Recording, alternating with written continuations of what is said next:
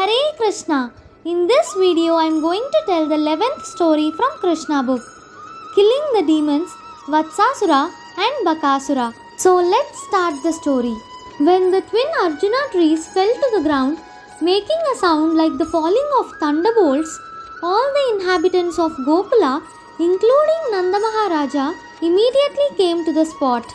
They were very much astonished to see how the two great trees had suddenly fallen. Because they could find no reason for their falling down, they were puzzled. While the elderly cowherd men were thus contemplating, the small children who were playing there informed the men that the trees fell due to Kṛṣṇa's pulling the wooden mortar with the ropes to which he was bound. Kṛṣṇa came in between the two trees, they explained, and the wooden mortar was stuck in between the trees. Kṛṣṇa began to pull the rope and the trees fell down. When the trees fell down, two very dazzling men came out of the trees and they began to talk to Kṛṣṇa. Most of the cowherd men did not believe the statement of the children. Some of them, however, believed them and told Nanda Maharaja, "Your child is different from all other children. He just might have done it." Nanda Maharaja began to smile, hearing about the extraordinary abilities of his son. He came forward and united the knot just to free his wonderful child. After being freed by Nanda Maharaja, Kṛṣṇa was taken on to the laps of the elderly gopis. They began to clap, praising his wonderful activities. Kṛṣṇa also began to clap along with them just like an ordinary child. Sometimes Mother Yashoda used to ask Kṛṣṇa to bring her a wooden plank for sitting. Although the wooden plank was too heavy to be carried by a child, still, somehow or other, Kṛṣṇa would bring it to his mother.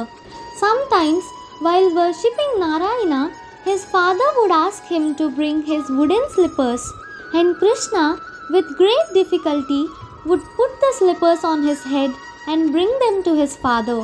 When he was asked to lift some heavy article and was unable to lift it, he would simply move his arms.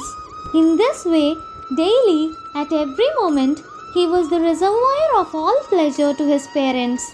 One day, a fruit seller came before the house of Nanda Maharaja. Upon hearing the seller call, "If anyone wants fruits, please come and take them from me." Child Kṛṣṇa immediately took some grains in his palm and went to get fruits in exchange. In those days, exchange was by barter. Therefore, Kṛṣṇa might have seen his parents exchange fruits and other things by bartering grains, and so he imitated. But his palms were very small and he was not very careful to hold them tight, so he was dropping the grains. The vendor who came to sell fruits saw this and was very much captivated by the beauty of the Lord.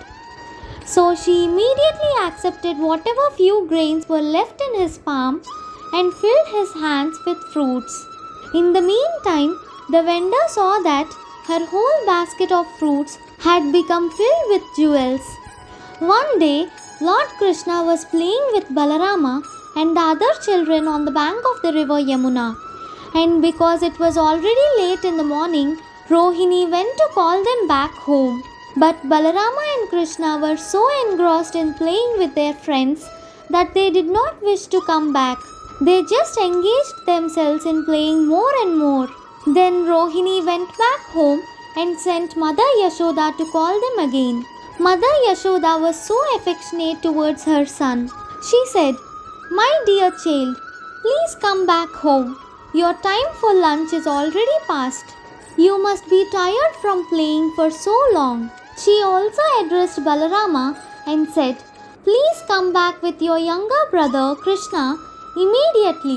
Your father Nanda Maharaja is waiting for you." As soon as Kṛṣṇa and Balarama heard that Nanda Maharaja was waiting for them and could not take his food in their absence, they started to return. Their other playmates complained, "Kṛṣṇa is leaving us just at the point when our playing is at the summit. Next time we shall not allow him to leave." His playmates then threatened not to allow him to play with them again. Kṛṣṇa became afraid and instead of going back home, he went back again to play with the boys. At that time, Mother Yashoda scolded the children and told Kṛṣṇa, "My dear Kṛṣṇa, please come back to your home. I see that your body has become very dirty from playing since early morning. Now come back home and take your bath. Besides, today is your birthday ceremony. Therefore, you should come back home and give cows in charity to the Brahmanas. Please, therefore, come back, take your bath, dress yourself nicely, and then again you may go on playing." Upon hearing this, Kṛṣṇa and Balarama came back home, and then Mother Yashoda bathed them very nicely and dressed them with ornaments. She then called for the Brahmanas, and through her children she gave many cows in charity for the occasion of Kṛṣṇa's birthday. In this way, she performed the birth ceremony of Kṛṣṇa at home. After this incident, all the elderly members of the cowherd men assembled together, and Nanda Maharaja presided. They began to consult among themselves how to stop great disturbances in the Mahavana on the account of the demons. In this meeting, Upananda, brother of Nanda Maharaja, was present. He was a leader. He began to address the meeting as follows: "My dear friends, now we should leave here for another place, because we are continuously finding that great demons are coming here to disturb the peaceful situation. And especially they are attempting to kill the small children. Just consider Putana and Kṛṣṇa. Next, the whirlwind demon took Kṛṣṇa away in the sky, but by the grace of Lord Hari, he was saved again and again. Considering all these incidences, we must conclude that this place is no longer safe. Let us leave. I think that we should all go to the forest known as Vrindavana, where just now there are newly grown plants and herbs. It is very suitable for pasturing grounds for our cows, and we and our families, the gopis with their children, can very peacefully live there. Near Vrindavana, there is Govardhana hill, which is very beautiful, and there is newly grown grass and the fodder for the animals, so there will be no difficulty in living there. Let us prepare all our carts immediately, and if you like, let us go, keeping all the cows in the front." On hearing the statement of Upananda, all the cowherd men immediately agreed. "Let us immediately go there." All the cows and bulls along with their calves were placed in the front, and the men surrounded the flocks with their bows and arrows and began to blow on their horns and bugles. In this way, with great sound, they started for Vrindavana. Mother Yashoda and Mother Rohini were seated on a separate cart, and Kṛṣṇa and Balarama were seated on their laps. After reaching Vrindavana, they kept the carts all together. Upon seeing the beautiful appearance of Govardhana on the bank of the river Yamuna, they began to construct their places of residence. At this time, Kṛṣṇa and Balarama were given charge of the calves. The first responsibility of the cowherd boys was to take care of the little calves. The boys are trained in this from the very beginning of their childhood. So along with the other little cowherd boys, Kṛṣṇa and Balarama went into the pasturing grounds and took charge of the calves and played with their playmates. They enjoyed their childhood pastimes like ordinary children. Once, when Kṛṣṇa and Balarama were playing on the bank of the Yamuna, a demon of the name Vatsāsura assumed the shape of a calf and came there intending to kill the brothers. By taking the shape of a calf, the demon could mingle with other calves. Kṛṣṇa, however, specifically noticed this, and he immediately told Balarama about the entrance of the demon. Both brothers then followed him and sneaked up upon him.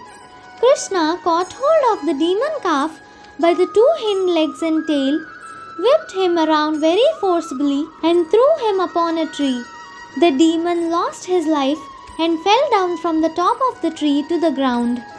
Then all the playmates of Kṛṣṇa congratulated him. "Well done, well done!" And the demigods in the sky began to shower flowers with great satisfaction. In this way, Kṛṣṇa and Balarama used to take care of the calves in the morning every day, and thus they enjoyed their childhood pastimes as cowherd boys in Vrindavana. All the cowherd boys would daily go to the bank of the river Yamuna to water their calves. Usually, when the calves drank water from the Yamuna, the boys also drank. One day, after drinking, when they were sitting on the bank of the river, they saw a huge animal which looked something like a duck and was as big as a hill. Its top was as strong as a thunderbolt. When they saw that unusual animal, they became afraid of it. The name of this beast was Bakāsura, and he was a friend of Kamsa. He appeared on the scene suddenly and immediately attacked Kṛṣṇa with his pointed sharp beaks and quickly swallowed him up. When Kṛṣṇa was thus swallowed, all the boys headed by Balarama became almost breathless as if they had died. But when Bakāsura demon was swallowing up Kṛṣṇa, he felt a burning fury sensation in his throat. This was due to the glowing effulgence of Kṛṣṇa. The demon quickly threw Kṛṣṇa up and tried to kill him by pinching him in his beaks.